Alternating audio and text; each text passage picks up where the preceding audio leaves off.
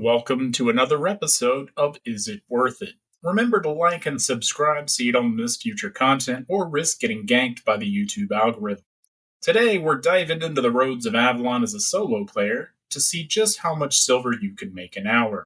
Since there are multiple ways to make money in the roads, we'll break things down so you can maximize your time and avoid running in circles like a lost solo dungeon rat. As a prerequisite, you'll need all gathering skills at Tier 6, decent specialization on a sustained build like the trusty battle axe, tracking at Tier 4, and the City of Brazilian unlocked through Reputation in the Mists. If that sounds like a lot, don't worry. It just means you're about to live the financially responsible life of a hardcore grinder. Oh dear God, not that grinder. Anyways, the Roads of Avalon are split into 3 tiers. The Roads of Avalon Starter Pack, which is Tier 4 for new players, featuring Tier 4 Avalonian mobs and lower tier resources. This is the perfect place to grind gathering from Tier 4 to Tier 6 while questioning your life choices. It is important to note that the enchanted one-sword mobs in these zones can be extremely lucrative, with 4.3 being worth more than 5 million silver each due to the amount of resource ticks on them. Tier 6 is where we're going to be focusing today, with harder mobs, better loot, and fewer free lunches. Tier 8 and raid zones are the VIP lounge of the Roads of Avalon, where fame, loot, and resources flow like an overpriced MMO subscription. These zones are rare and difficult for a solo player, so we're going to be pretending they don't exist for this video. Recommended builds. Let's go through some of those. For this content, you'll want a build that lets you clear PvE fast, but also holds your own in PvP when Gary the Ganker inevitably shows up. Here's what we recommend. The standard build is going to be the Tier 6.1 Battle Axe, Torch, and Mercenary Jacket with Tier 4.3 Fiend Cowl, Sandals of Purity, and Undead Cape. As an alternative, you can swap to a Limhurst Cape and to any plate boots for a more budget-friendly option with a little bit less survivability. The budget build is T6 Battle Axe, Torch, Scholar Cowl, Mercenary Jacket, and any plate boot. Not as much PvP survivability, but your wallet will thank you. Consumables and tools, you'll need a Tier 7 Gigantify Potion, because regardless of what she says, bigger is always better.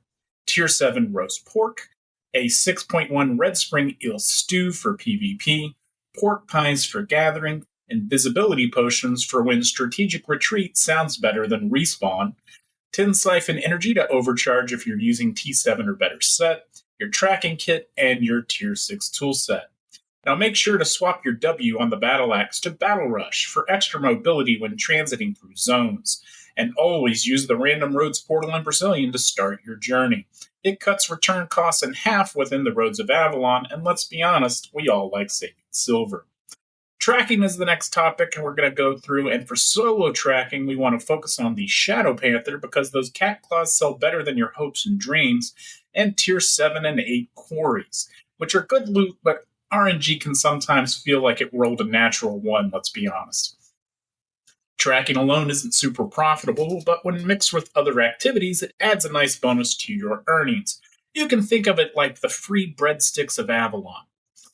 Next is gathering. We're going to go through the T6 zones within the Roads of Avalon, and those contain up to Tier 7 resources. If you can use all Tier 6 tools, congratulations, you're in business. Each zone has resource mobs chilling along the side roads, waiting to be harvested. Some of those will even be enchanted, meaning more silver for you. You can also go to the individual resource nodes and find one swords there, which have the same type of mobs, but they'll be old and ancient. Avoid 2-sword mobs currently because those will be too difficult for you to do solo. Here's a pro tip. Don't cherry pick. Just bypass the stone to maximize your profits. Take everything Tier 6 and up. Personally, I load up until my carry weight is maxed, and then I head back to Brazilian before repeating the process like a well-oiled farming machine.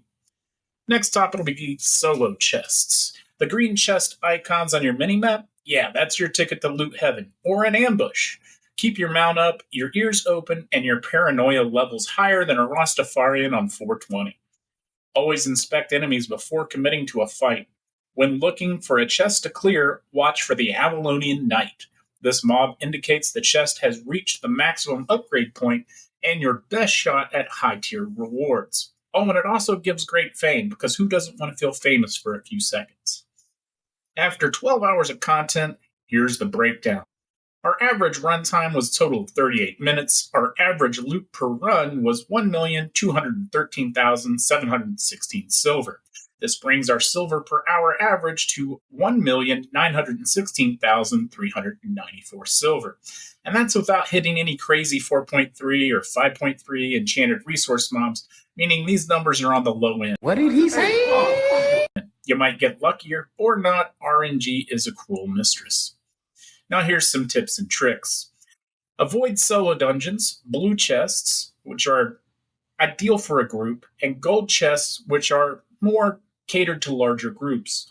These are not your solo-friendly playgrounds. When in a hideout zone, check the hideout power levels before engaging in content.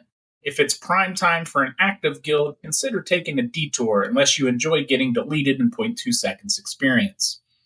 When looking to return to Brazilian, always keep the following tips in mind. If a road connects to a blue or yellow royal zone, use it. The return fees will be much lower in those royal zones. Tier 8 non-raid zones within the roads of Avalon always have a portal back to Brazilian, so note their locations for a free trip home. When choosing mounts, use something with decent carry weight, but won't leave you stranded if you get dismounted. Avoid the transport ox like it's a tax audit. A stag is solid, but if you're rolling with better gear, consider a moose or a boar. Now here's some alternative builds to use within the roads. These other builds are capable of doing the same content, but vary in PvP potential. The first is the Druidic Staff, which is Druidic Staff, Moisac, Mage Cow, Mercenary Jacket, and any cloth sandal. This build has more sustain than a mad grandma beating you with a slipper, but don't expect to PvP with it. Next is the One-Hand Dagger, which will be One-Hand Dagger, Torch, Assassin Hood, Hunter Jacket, and Hunter Shoes. This has phenomenal sustain on this build with the Assassin Hood reset, but again, don't expect the PvP unless your target is going to melee right on top of you. My final thoughts are the Roads of Avalon can be profitable, challenging, and occasionally stressful as hell, but with the right build and strategy, you can make a decent amount of silver per hour while enjoying the thrill of the unknown. Is it worth it? You decide. If you enjoy dodging gang squads, farming in relative peace, and chasing down silver like a starving wolf, then yeah. If you prefer to avoid sudden heart attacks, maybe stick to safer zones.